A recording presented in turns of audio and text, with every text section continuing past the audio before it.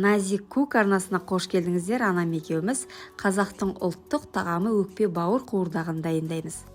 Қуырдақтың жасалу жолдарын көрсетеміз. Бізбен бірге болыңыздар. Өте дәмді болады. Ал кеттік. Мына өкпе. Өкпе, мынаның бәрі өкпе. Өкпе. А мына бауыр. Бауыр өкпе екен. Мына жүрек. Өкпе еттен де бетер ұзақ піседі. Негізі өкпе бар ғой. Сондықтан өкпені бірінші ұзақ пісіреміз.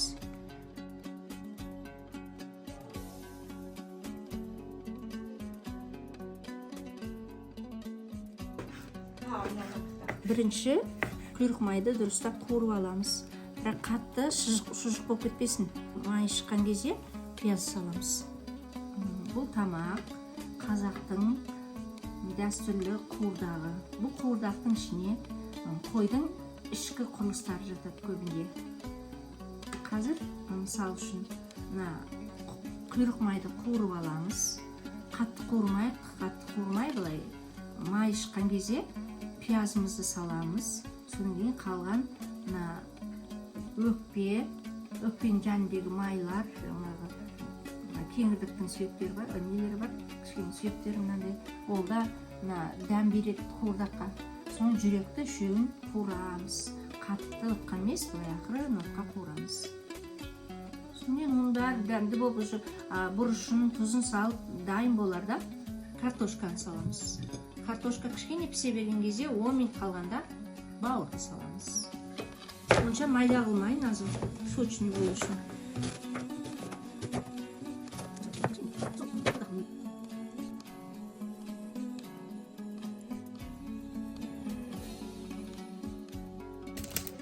Отымызды жандырдық. Ал енді өкпе бауыр қуырдағымызды бастаймыз. Аздап күнбағыс майын құямыз, 50 мл-дей ғана.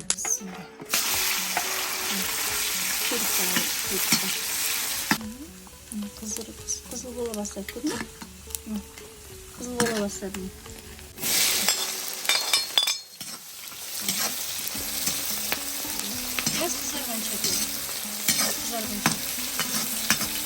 Біз мысал үшін бүгін өкпе бауыр жүректен жасасақ, келесі жолы тағы өкпе бауыр жүрекке қосуға болады. Ет, қойдың кішкене етінен, соң ішек қарындарды қосуға болып жасауға болады.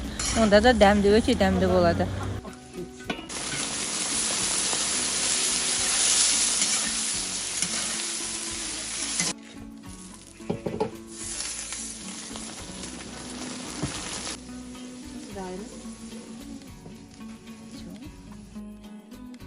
Қара бұрыш саламыз.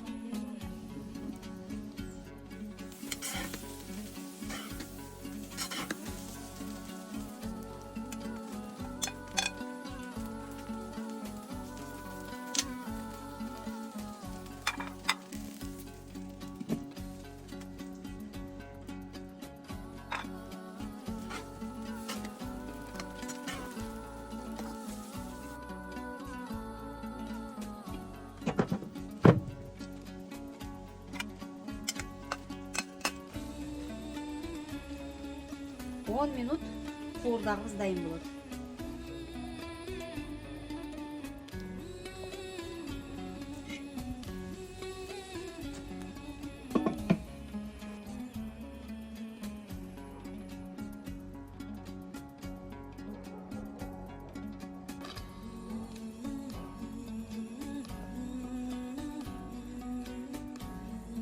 Көп болып кетеді, бітті, už дайын. Бауырымыз қатып кетеді, е? Бауыр қатып кетсе дәмді болмайды. Сондықтан болды мынаны бетеміз, мынаны жабамыз. Қазанда тұрсын. Қане көрейік.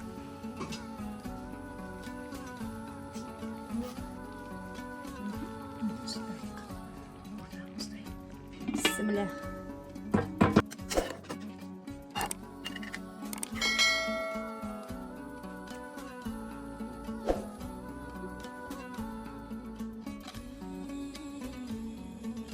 Суымай тұрғанда қонақтарыма апарайын.